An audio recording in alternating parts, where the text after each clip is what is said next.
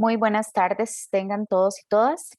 El Colegio de Ingenieros Civiles y el Colegio Federado de Ingenieros y Arquitectos les da la bienvenida a la charla de esta tarde, Figuras de Ejercicio Profesional y los Servicios Profesionales, con el panelista, el ingeniero Freddy Bolaños. Antes de presentar al panelista, recordarles que las consultas se contestarán al finalizar la conferencia y por favor las pueden colocar en la pestaña de preguntas y respuestas que se encuentra en la parte inferior de esta aplicación. Además, la grabación de esta conferencia la podrán encontrar en el canal de YouTube del Colegio de Ingenieros Civiles, al cual los invito a suscribirse. Presento a nuestro panelista de esta tarde, el ingeniero Freddy Bolaños. Es ingeniero civil con una maestría en ingeniería sanitaria. Es consultor en proyectos de diseño de alcantarillados, diseño, construcción, operación y diagnósticos de plantas de tratamiento, procesos de adaptación de infraestructura pública ante los efectos del cambio climático. Ha trabajado en la función pública como secretario general de la Secretaría Técnica Nacional Ambiental SETENA del Ministerio de Ambiente de Costa Rica. En el CEPIA se ha desempeñado como jefe de departamento de tramitación de proyectos y jefe de la unidad ejecutora de cambio climático. En la actualidad es director de ejercicio profesional en el Colegio Federado de Ingenieros y Arquitectos. Además, tiene 24 años de experiencia profesional en distintas áreas del quehacer de la ingeniería civil. Sin más, le damos la palabra al ingeniero Freddy Bolaños para que inicie con su conferencia. Bueno, muchas gracias y un cordial saludo a todos los que están conectados a esta sesión. Tal vez, si bien es cierto, esta sesión se concentra principalmente en lo que es las figuras de ejercicio profesional. Nosotros aquí en el colegio siempre aprovechamos para hacer una pequeña, un establecimiento de un pequeño marco dentro de las funciones, digamos, del colegio y por qué estamos en este tipo de cosas como colegio profesional. Entonces voy a aprovechar este momentito para introducir este tema y ya luego entramos específicamente a lo que son las figuras de ejercicio profesional. Tal vez debo hacer una pequeña introducción también al tema. Y es que hay que tener presente que el reglamento de contratación de servicios de consultoría en ingeniería y arquitectura entró en vigencia, el nuevo entró en vigencia el 3 de febrero del 2020. Y luego lo voy a comentar, pero una de las razones por las cuales se entró en esa discusión es porque el espíritu de lo que se seguía era tratar de delindar un poco las responsabilidades en la fase de ejecución de los proyectos, y eso lo voy a explicar posteriormente, pero sí quería introducir un poco esa parte porque me parece que es importante y precisamente por el tiempo que tenemos, pues puede ser posible que no lo vaya a abordar posteriormente. Entonces, sin más, voy a apagar por cualquier asunto mi video y ahora sí. Bueno, primero que todo, tengamos presente esto, ¿verdad? El colegio, pues, con distinto nombre, pero con los mismos fines, se crea en 1903. Y es importante tener presente que a pesar del tiempo que tiene haberse pues, creado, lo crea el Estado costarricense con una cosa que se llamaba los decretos ley. Lo cierto es que sus fines no han variado. Tiene establecidos 3 fines fundamentales y uno que se empezó a desarrollar, pues que estaba integrado dentro de sus fines, pero se empezó a trabajar en él desde hace básicamente como unos 30 años. El primero es la regulación, que eso se debe entender como la generación de documentación técnica, por un lado, o sea, la emisión de regulación, códigos, guías de índole técnico, pero adicionalmente la generación de procedimientos administrativos para que los profesionales, para que nuestros miembros puedan desarrollar sus funciones ante el Colegio Federado. Y adicionalmente, un tercer elemento en ese aspecto de regulación, que es pues la emisión de normativa que venga a establecer cómo debe ser el proceder entre profesionales repito, reitero, subrayo, entre profesionales y también entre profesionales y sus clientes. Ese es el primer punto digamos, con respecto a los fines. El segundo es el control. El control se hace desde la perspectiva, digamos, del colegio a través de tres elementos básicos. Uno, lo que es la inspección de rutina, los barridos que se hacen. Pues el colegio dedica una buena cantidad de tiempo, esfuerzo y recursos para hacer inspecciones. Este, por mucho podemos decir que es una de las instituciones que más inspección hace en Costa Rica. Anualmente puede hacer en el orden de 11,000 hasta 15,000 inspecciones, dependiendo, digamos, de cómo se vayan desarrollando, digamos, estos trabajos, pero eso es básicamente lo que ha llegado a ser, digamos, a máxima capacidad en un año. Ese es el primer elemento de control, las inspecciones, pero también está el otro elemento de control, que es el registro digamos, de los distintos diseños, no solamente de diseños que tradicionalmente los hemos visto como de edificaciones y de infraestructura en general, sino cualquier otro tipo de servicio de ingeniería que en principio se puede registrar y se debe registrar. Entonces ese es el segundo elemento de control. Por decirlo de alguna forma, bueno, no se controla aquello que no se mide y consecuentemente el registro correspondiente pues permite hacer análisis estadísticos y otro montón de cosas que es importante como gremio desarrollar. Y el tercer elemento de control es efectivamente cuando se da algún tipo de diferencia entre profesionales, reitero, repito y subrayo, entre profesionales y entre un profesional y sus clientes o su empleador correspondiente. Ese es el tercer elemento de control. Y para ello, pues tiene un proceso que se ha modificado de una manera importante desde hace unos años para acá, que lo que busca, pues es, antes de entrar en un proceso de investigación, tratar de restituir los canales de comunicación. El tercer fin está relacionado con el desarrollo profesional, que originalmente en 1913 era un fin que estaba orientado más a lo que era formación de empíricos. No me voy a detener mucho en eso, pero eso cambió ya con la creación de la Universidad de Costa Rica y se orientó a lo que es actualización profesional, certificación voluntaria profesional y acreditación de programas de ingeniería y de arquitectura. Y por último, responsabilidad social, que es pues una línea muy, ¿cómo es que se llama? Pues en principio como colegio profesional, pues eso es lo que más hace, responsabilidad social. Y ciertamente, pues aparte del esquema que tal vez algunos de ustedes conocen, que es todos los programas de reciclaje, los programas de bandera azul, y ese tipo de cosas también se apoya a distintas zonas que pueden estar en una condición de riesgo social y se aporta a través del trabajo de nuestros miembros también diseños que eventualmente alguna organización o asociación no tendría capacidad de cubrir y consecuentemente podría ser un proyecto que queda a la libre o queda pues de manera realizada de manera ilegal. Entonces, ese es otro esquema que el colegio viene desarrollando ya desde hace bastantes años atrás.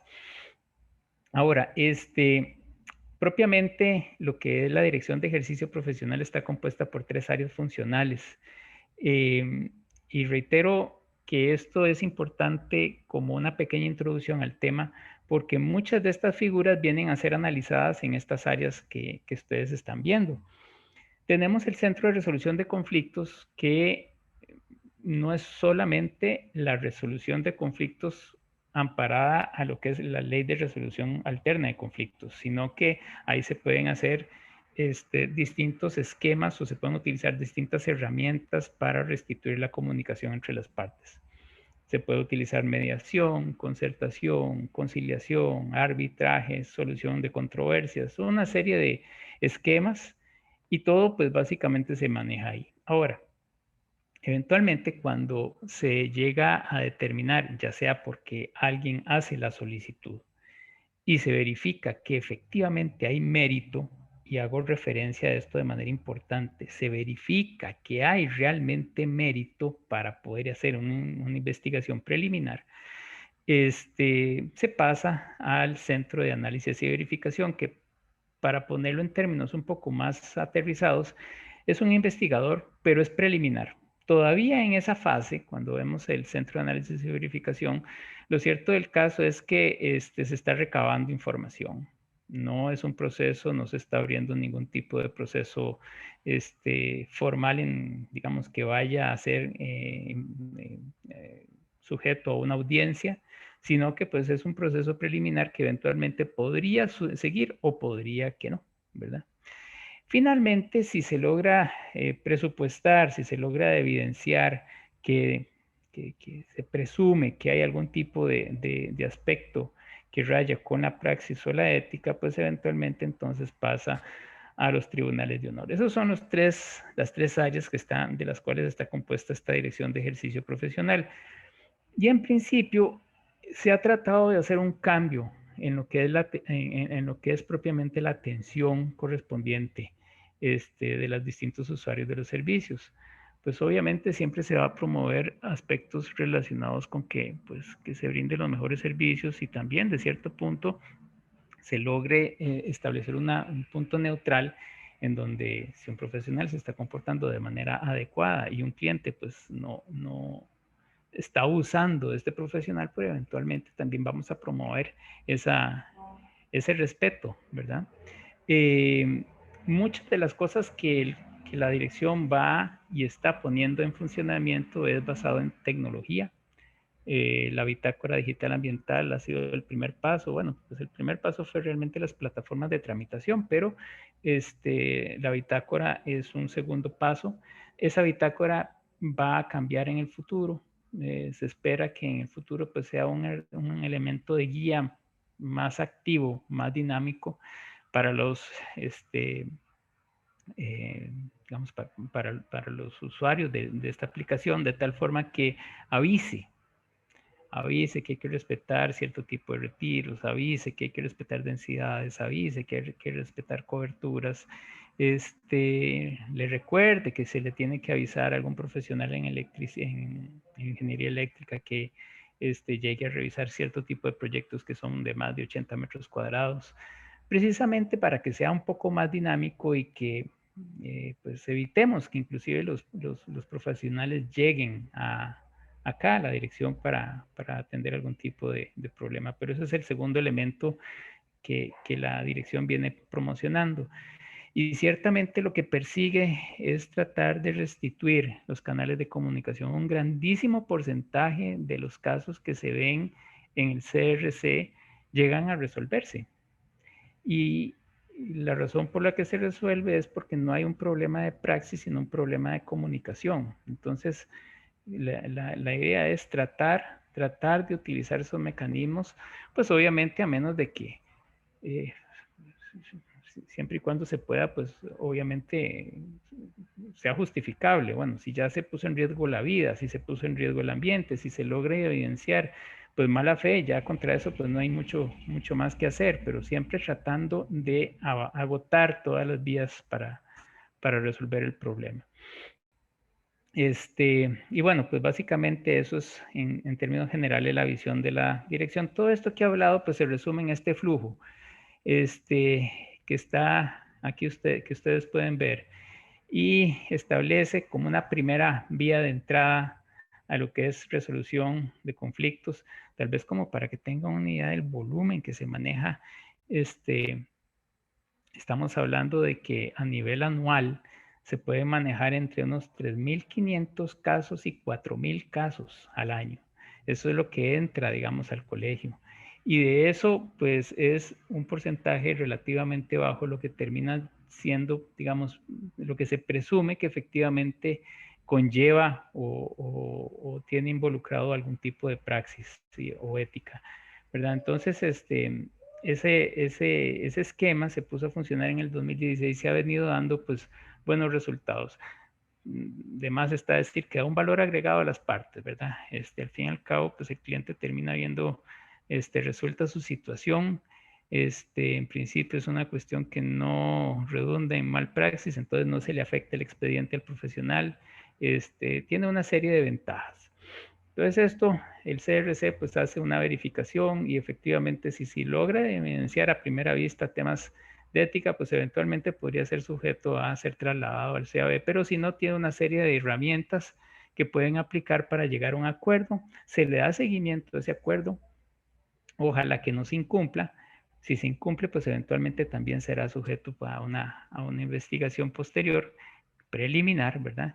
Y aún así, dentro del CAB,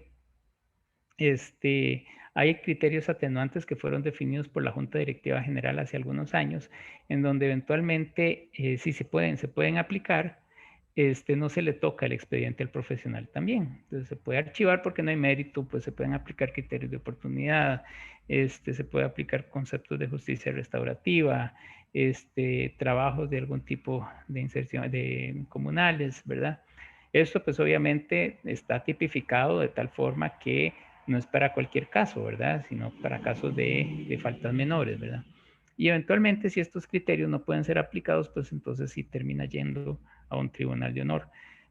Suele en algunos casos suceder que a pesar de todo este filtro que ustedes ven, los profesionales tal vez no responden o tal vez el cliente no dice toda la información que tenía, digamos, en su poder y eventualmente es hasta la audiencia que se termina dilucidando algo que no se podía identificar antes. Y entonces en algunos casos,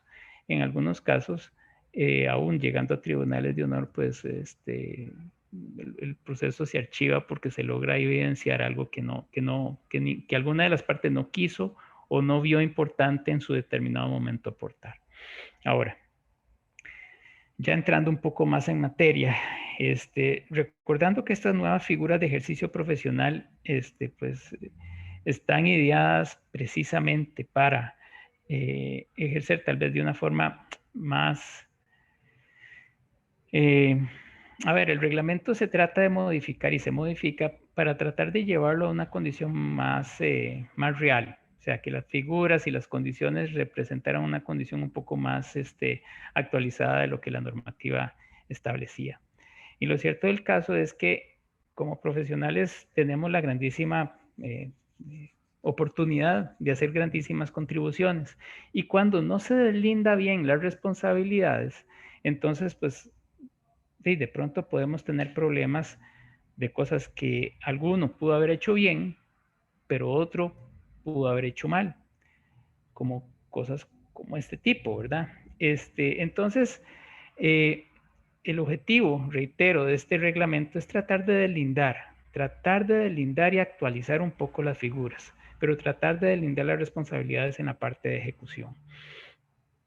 Entonces, pues lo que vamos a abarcar es un poquitito las bases del ejercicio profesional, par de filminas de ética y luego entramos a lo que son servicios profesionales.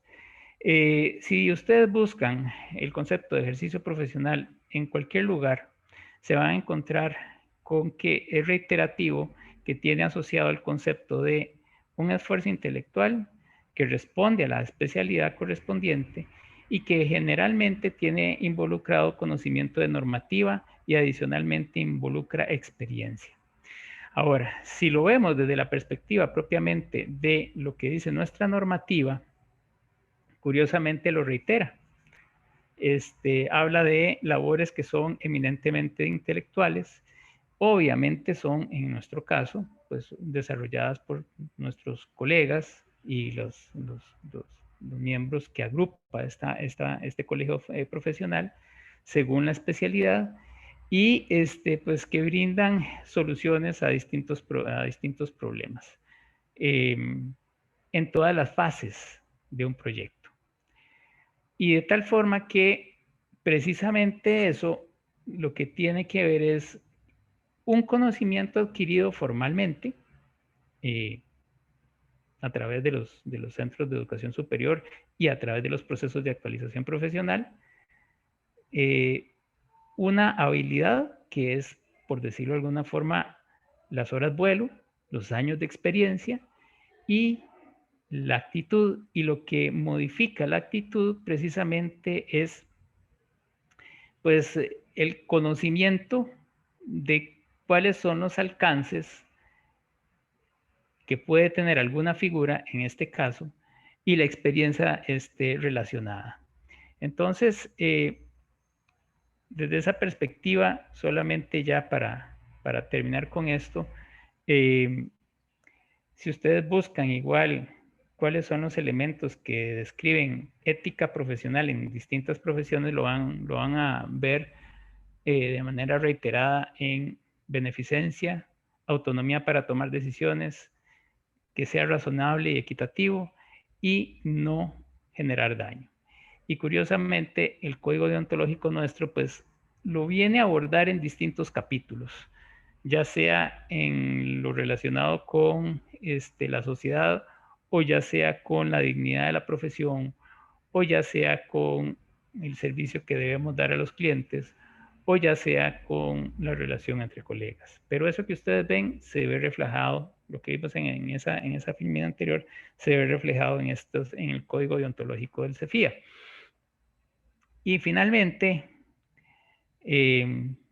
yo siempre hago referencia a esto, que no todo lo que quiero puedo, no todo lo que puedo debo, ni todo lo que debo quiero, pero siempre habrá paz cuando aquello que se quiere es al mismo tiempo lo que se puede y lo que se debe. Bien, póngale atención y se van a dar cuenta que es bastante sensato lo que ahí se está diciendo.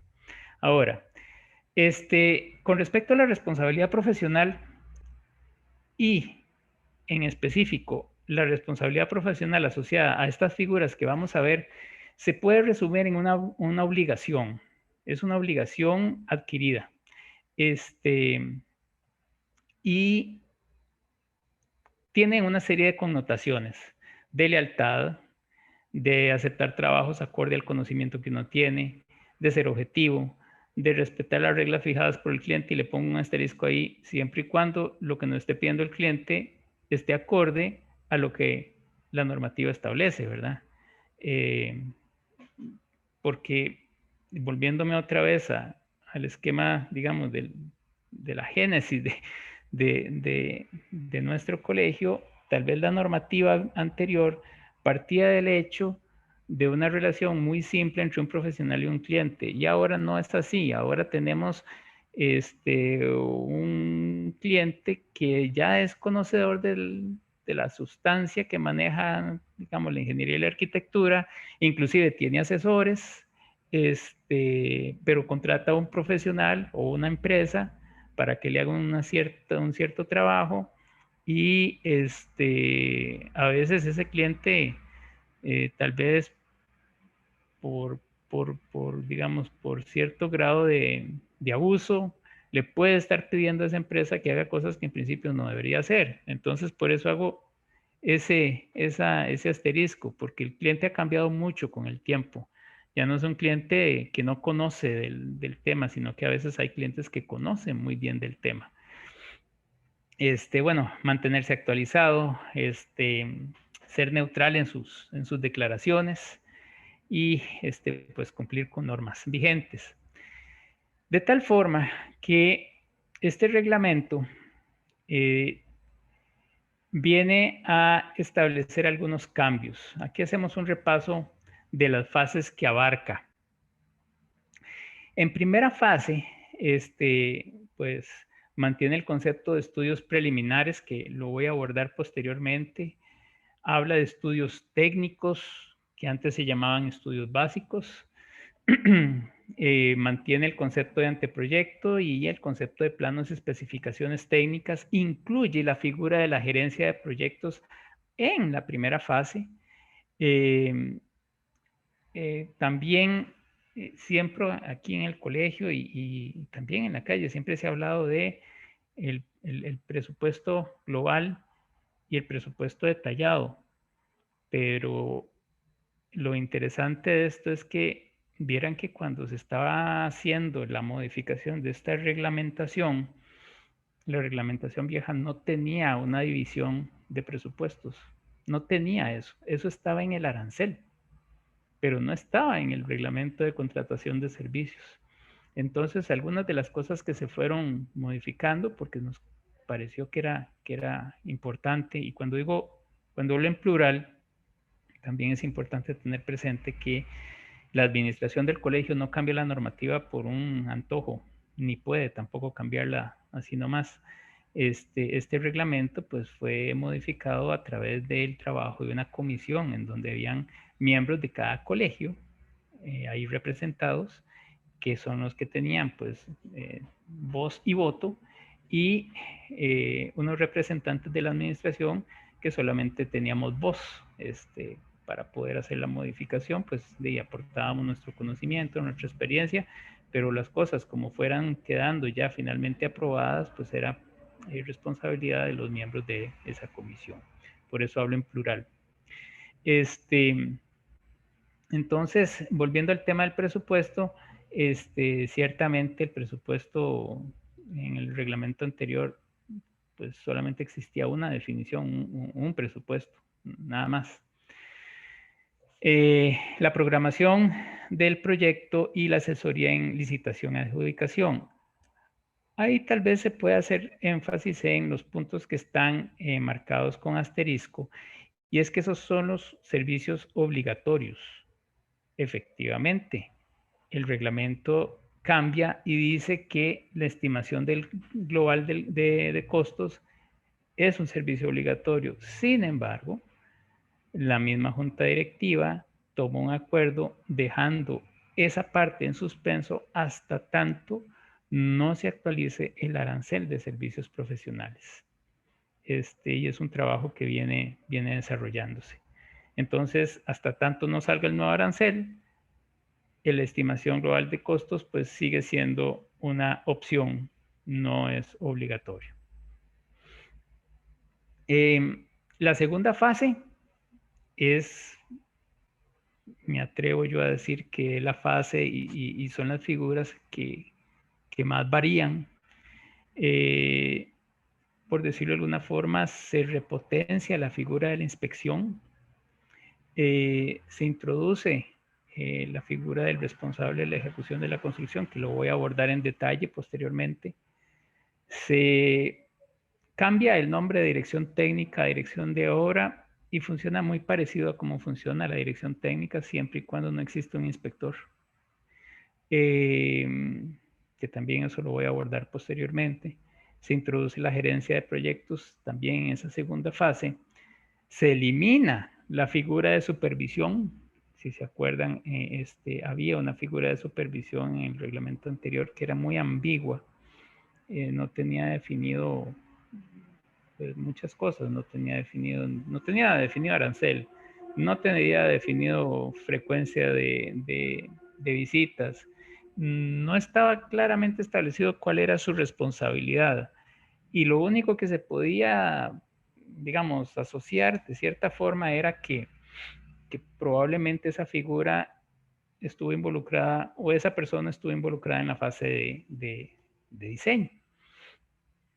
En la tercera fase se abre la tercera fase de proyectos para operación, mantenimiento, y se mantiene un poco el concepto de trabajos de mantenimiento menor, entendiendo que eso pues, es una definición que está establecida en la ley de construcciones en el artículo 83 bis, y consecuentemente pues, pareció prudente no eliminar el concepto de mantenimiento menor, a pesar de que ese tipo de trabajos pues no precisamente son ejecutados por un miembro de este colegio.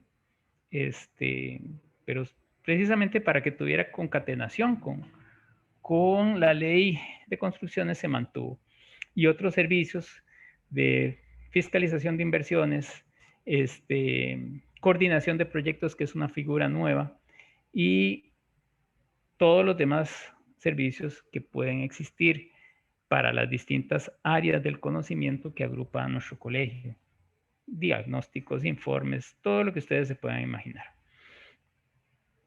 Entrando un poco más a lo que es el reglamento, el reglamento viejo estaba compuesto por 5 capítulos y Ahí pues básicamente tenía principios generales, definición de conceptos, los servicios de consultoría. Ahí en los servicios de consultoría estaba el famoso artículo 17 en donde venían todos los servicios, ¿verdad? Todos aquellos. Era un artículo larguísimo. Tenía las bases de remuneración de servicios de consultoría. Ese capítulo de bases de remuneración no establece las tarifas, describe un poco algunas cuestiones, pero no establece las tarifas. Las tarifas se establecen en el arancel. Y adicionalmente el capítulo 5 de las cláusulas contractuales, que viéndolo en retrospectiva, ese capítulo, pues lo que perseguía era darle una guía general a los profesionales para que supieran que era lo mínimo que podía, que debía existir en un contrato. Eso es, o sea, desde el punto de vista, digamos, de aspectos formales de un contrato, que era lo mínimo, mínimo aceptable que debería existir. Era más como una guía, un apoyo a los profesionales. El nuevo reglamento mantiene ciertos puntos, los principios generales, la definición de conceptos, sí. Establece un capítulo 3 que relaciona o establece las relaciones contractuales entre cliente y profesional, lo describe un poco más, y entre profesionales también. Aborda el tema de los servicios de consultoría, antiguo capítulo 3, y ahí es donde se introducen estas figuras que repasé rápidamente, y además incluye otro capítulo que es el de otros servicios en ingeniería, que es donde habla de la tercera fase y de muchos otros diagnósticos que se pueden realizar, y mantiene lo que es la base de remuneración y las cláusulas contractuales. Ahora, en el capítulo 1 incluye la relación entre profesionales, porque por la dinámica que tenemos ya en nuestro entorno, eso es algo tremendamente común. Elimina el artículo de mantenimiento menor y lo pasa para otro lado, y elimina la definición de servicios de profesionales de consultoría, porque es una definición, y resulta y sucede que este nuevo reglamento tiene un capítulo completo de definiciones. Entonces lo lógico era introducir ese concepto en definiciones. Aquí se incluyen algunos conceptos que no estaban antes, como el acta de recepción de obra, que es algo usual y que se utiliza normalmente, el acto de recepción de obra. Se separa y se aborda un poco el tema de la ampliación y la reconstrucción. Antes no existía eso y se entraba mucho en discrepancias, qué es una remodelación, qué es una ampliación. Se trató de aclarar un poco ese aspecto. Se mantienen algunos otros conceptos como el de calidad cliente contratista, eso sí existía antes, las especificaciones técnicas.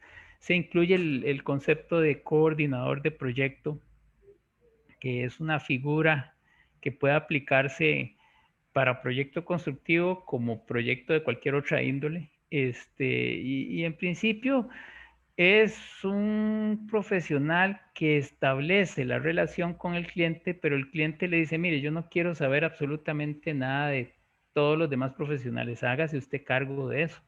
Entonces el contrato con los profesionales se establece entre el coordinador y esos profesionales. Eso es algo que fue pues ampliamente discutido. Algunos miembros de la comisión a la que hice referencia pues lo defendieron, y eventualmente pues en atención a todas las justificaciones que se dieron se acordó que se podía utilizar. También el tema de reconstrucción también se abordó. Todos los demás puntos que ustedes ven ahí, que es como un pequeño repaso, son los mismos conceptos que tenía el reglamento anterior. En el capítulo 3 redefine el concepto de la relación entre cliente y consultor. Incluye, digamos, un concepto de consultor y cliente al mismo tiempo cuando hago contratación de colegas en representación de un cliente.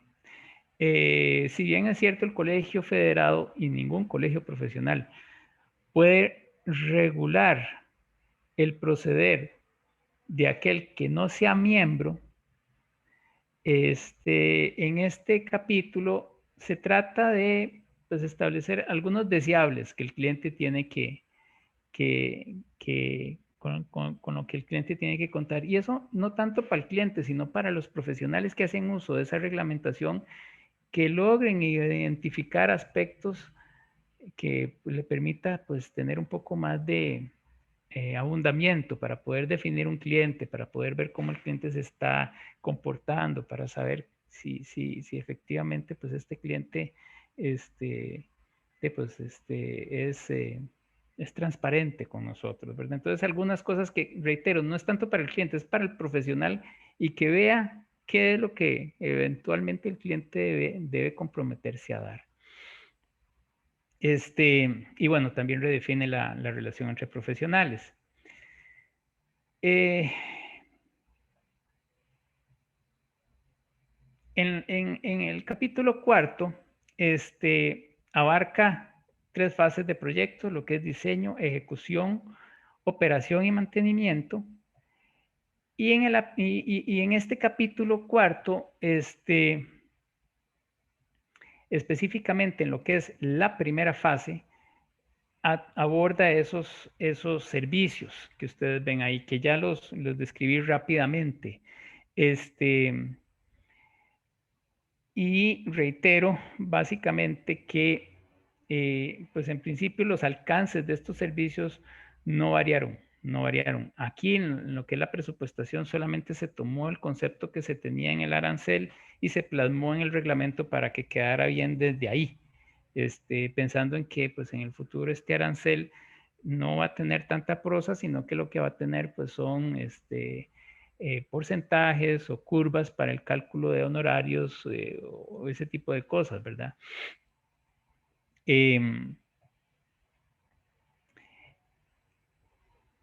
Ahí también se establece como obligatorio, ya dije, el tema de estudios preliminares, anteproyecto, planos y estimación de costos hasta tanto, eso sí, hasta tanto o a partir del momento en que el arancel cambia, a partir del momento en que el arancel se actualice.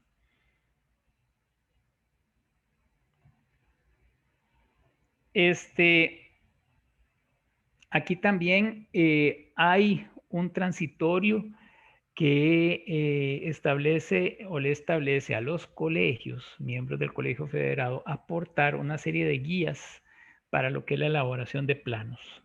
Eso en principio ha venido caminando. El Colegio de Arquitectos ha sido bastante activo en ese tema. Hay otros colegios que tal vez no han avanzado al ritmo que eventualmente se esperaba, pero sí, ahí se ha ido trabajando, ya se tiene una primera guía del Colegio de Arquitectos para lo que es aspectos arquitectónicos en planos. Ahora, también acá es donde se introduce entonces la responsabilidad de la ejecución de la construcción, la inspección, la dirección de obra y la gerencia de proyectos. Tal vez aquí me detengo un poco. Tenemos 2 escenarios en el tema de ejecución. Tenemos la dirección de obra que opera igual que como opera el director técnico, en donde pues, es el responsable de lo que se ejecute. En principio, la dirección de obra debería ser por especialidad, así como tengo una dirección de obra en construcción en general, por decirlo de alguna manera, podría tener una dirección de obra eléctrica y podría, dependiendo del proyecto, tener una dirección de obra estructural, qué sé yo, ¿verdad? O sea, debería funcionar así. No hay nada que impida que el cliente contrate un inspector. Cuando aparece esa posibilidad, entonces el inspector en principio puede hacer modificaciones, pero si hace modificaciones, asume la responsabilidad de esa modificación en el proceso constructivo, no como estaba antes con el director técnico. A ver, doy un ejemplo. El director técnico, pues es un profesional que conoce de manera general los procesos constructivos y eventualmente ante una situación muy particular, qué sé yo, a nivel geotécnico podía llamar al estructural o al geotecnista para solicitarle, bueno, ¿cómo resuelvo esta situación en obra? Y este profesional le iba a decir, como inspector, usted resuelve así, así, así. Pero en última instancia, en el reglamento viejo, la dirección técnica, determinaba si lo acogía o no. Habían casos en donde un director técnico tenía un estructural, el estructural le decía, resuelva de esta forma, él era el especialista, y las cosas no salían tan bien. Y quien terminaba asumiendo la responsabilidad de eso era el DT. Entonces, eso es un cambio que se viene dando ahora. Sin embargo, la figura de la inspección es opcional en este caso. No precisamente vamos a tener la figura de la inspección cuando tenemos la dirección de obra. Y eso tiene un sentido. Ese esquema, este escenario es para proyecto pequeño. En principio es para proyecto pequeño. Es para aquel proyecto en donde quien está construyendo, que es un maestro de obras, no es miembro del colegio, entonces ante la colectividad, pues tiene que haber un responsable profesional de todo eso. Y es entonces el DO. Ese es el concepto, ¿verdad? Ahora bien, cuando estamos hablando del otro escenario, que es el responsable de la ejecución de la construcción y la inspección, ahí cambia un poco el asunto, porque eso sí es obligatorio. Si yo utilizo REC, si hay un REC, obligatoriamente tiene que haber una inspección. Esa inspección no puede formar parte de la nómina de esa empresa de construcción. Es un inspector autónomo que viene a resolverle a ese responsable de la construcción aspectos que eventualmente o no estaban claros en planos o que eventualmente era imposible prever y que aparecieron en el campo. Y sabemos que eso es, pues, común, ¿verdad? Entonces, ese responsable de la ejecución de la construcción se va a concentrar exclusivamente en seguir los planos tal cual están. Y si se da algún tipo de situación, vacío o aclaración, será el inspector el que viene, resuelva y asuma la responsabilidad de eso. Hay un cambio importante. Puede ser posible que tal vez se vea como algo menor, pero sí es un tema de deslinde de responsabilidades muy, muy importante. Los opcionales, se tiene la gerencia de proyectos, que esta figura también fue ampliamente discutida, y esta gerencia de proyectos pues no se involucra en decisiones técnicas, ¿verdad? Bajo ninguna circunstancia se involucra en decisiones técnicas. No manda, no dice, bóteme esto, póngame lo otro. Para eso está o el DO o el inspector y el REC, ¿verdad? Esta gerencia de proyectos, pues lo que hace es trabajar todo el tema de gestión del proyecto y los aspectos logísticos. Así fue como se discutió en esta comisión. Y tenemos finalmente la coordinación, que igual esta coordinación puede ser similar a la gerencia de proyectos, pero está conceptualizada o su espíritu era para manejarse en proyectos más pequeños en donde uno de los profesionales, no precisamente el arquitecto, ni precisamente el ingeniero civil, ¿verdad? Tiene la relación con el cliente, ¿verdad? Y entonces pues es el que establece un contrato con el cliente en donde le va a dar el servicio de coordinación y ese profesional establece la relación con los demás profesionales por área de especialidad para desarrollar el proyecto. Pero en este caso el coordinador sí puede formar parte del equipo técnico. En el caso de la gerencia de proyectos, no. Y claro está que la gerencia de proyectos es pues un concepto más amplio y es para proyectos de mayor envergadura.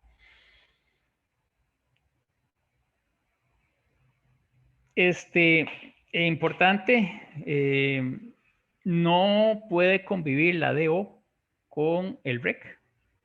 No puede convivir. Simplemente son figuras que no son compatibles ante esto. Y tanto la DO como la inspección tendrán una frecuencia de inspección de cada 7 días naturales, ahora se está estableciendo esa frecuencia de visita eh, para la inspección. Antes no se tenía una frecuencia de visita de inspección. En principio la normativa no estaba. Y los trabajos de conservación y mantenimiento menor, que como dije al principio, no precisamente pueden ser ejecutados por miembros del Colegio Federado. Y se mantiene dentro de nuestra reglamentación más que todo para que haya, digamos, congruencia con la ley de construcciones en su artículo 83 bis. Y se circunscriben a inmuebles, obras eléctricas, hidráulicas y sanitarias y obras viales. Y en principio no deben ampliar su capacidad, entendiendo su capacidad, ya sea capacidad hidráulica, capacidad estructural, o capacidad eléctrica.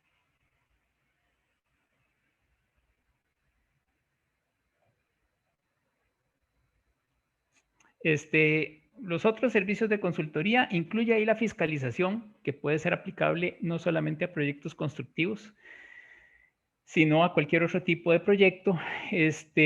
Incluye otros servicios que no estén relacionados con construcción, diagnósticos, lo que sea.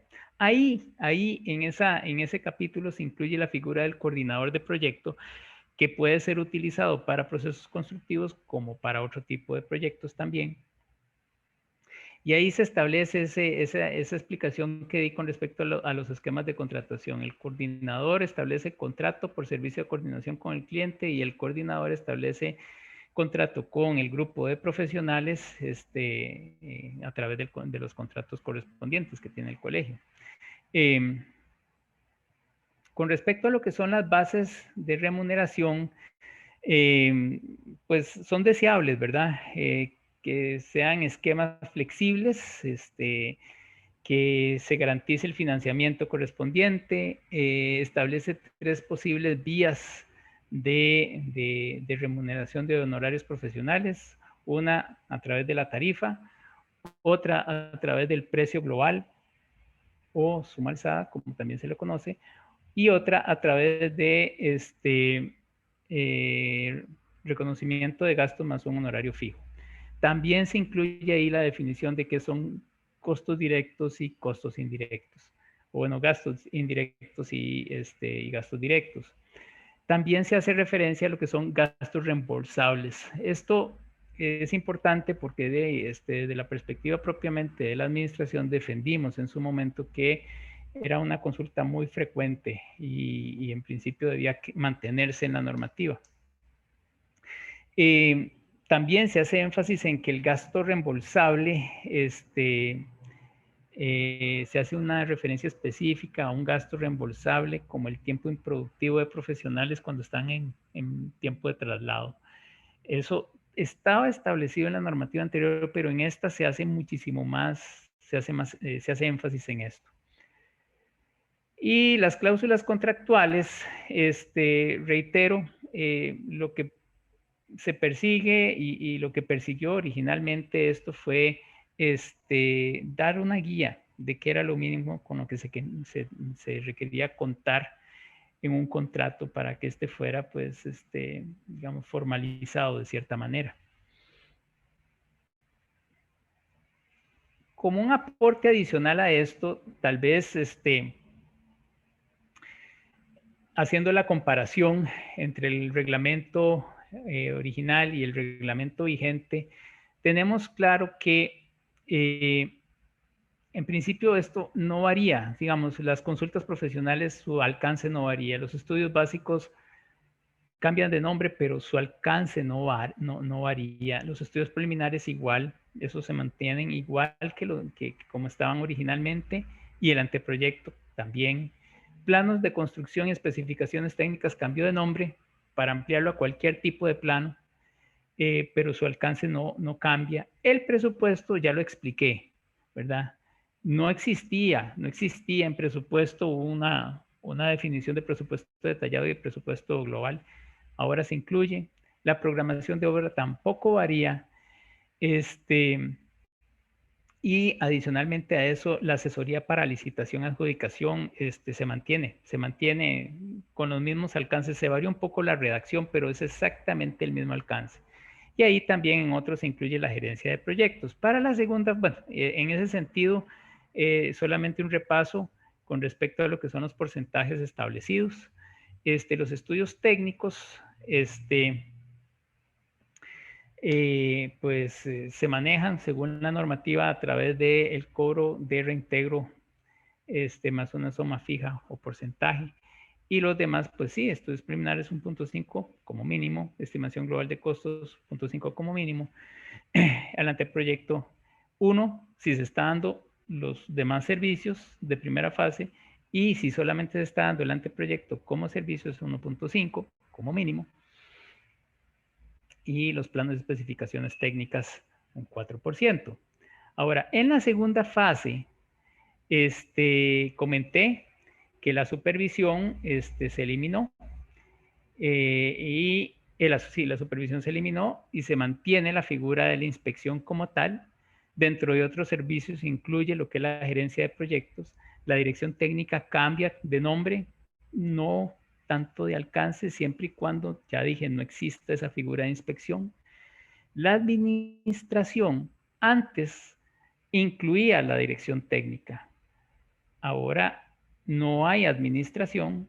Lo que existe es el responsable de la ejecución de la construcción que administra la mano de obra y administra los materiales, pero no tiene la dirección técnica, sino que depende de un inspector, que no es parte de su nómina. Ese es el cambio, ¿verdad?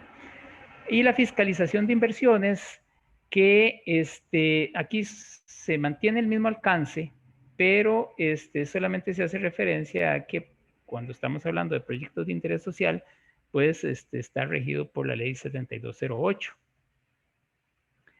La dirección de obra se mantiene en 5%, la inspección en 3%, y el REC es una de las figuras que queda hasta que aparezca el nuevo arancel sujeta a negociación con el cliente. Eso es importante hacerlo ver, ¿verdad? Es el REC quedó sin una tarifa, ¿verdad? Hasta que aparezca el nuevo arancel.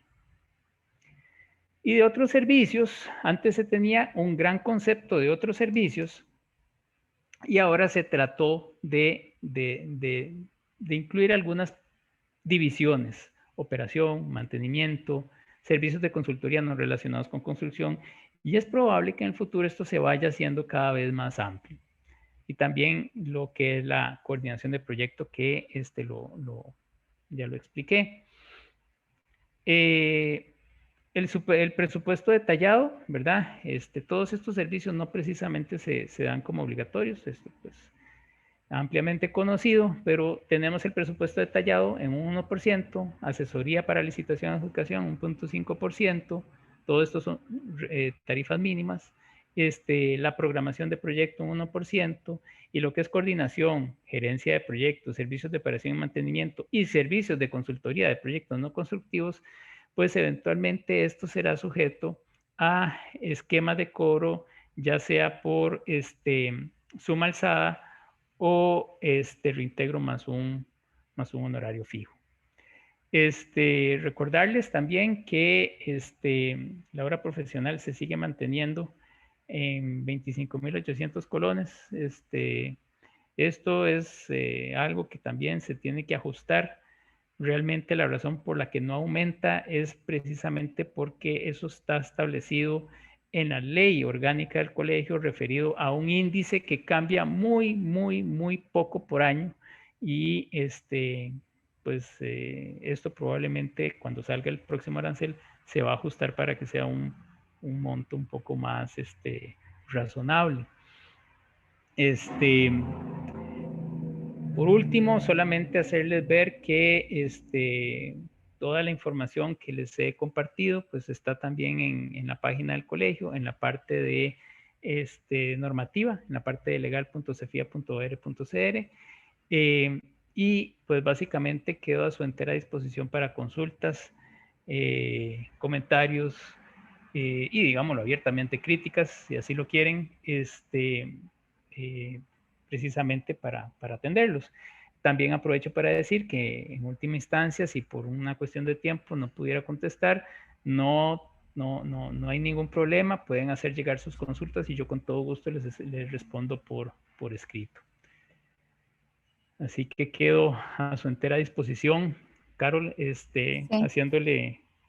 haciéndole justicia al tiempo. Sí, muchísimas gracias al ingeniero Freddy Bolaños por la excelente presentación.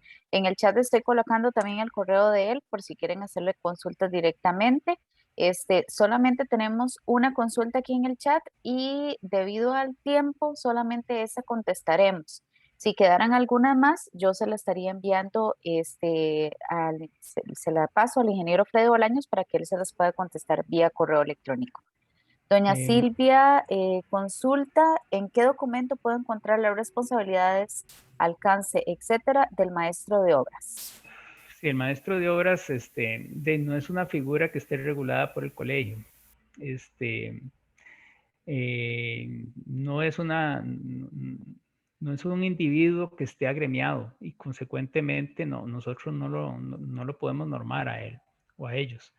Reitero, la figura de la dirección técnica en su momento y la dirección de obra tiene un sentido y eso yo voy a ser muy honesto, yo eso no lo sabía. Yo tuve que investigar para entender cómo fue que se dieron las discusiones para poder llegar a entender cómo es que funcionaba la dirección técnica y por qué este profesional se hacía responsable de todo.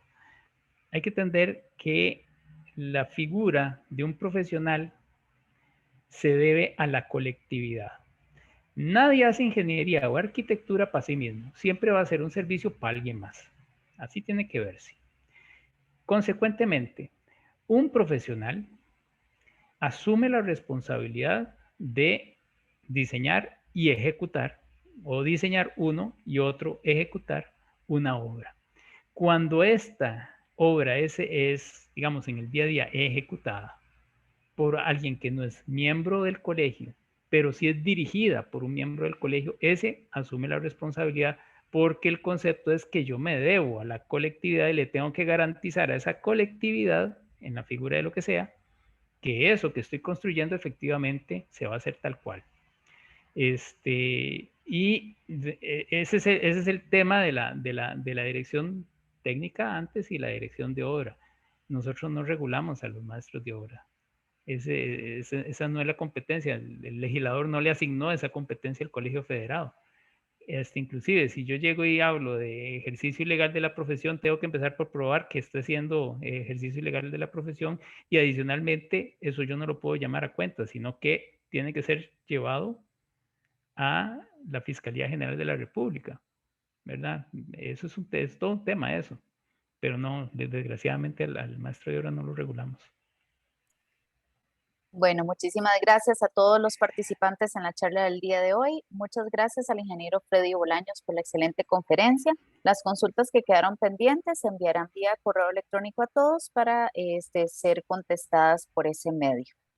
Muchísimas gracias de nuevo y tengan todos muy buenas tardes. Gracias a todos, buenas tardes.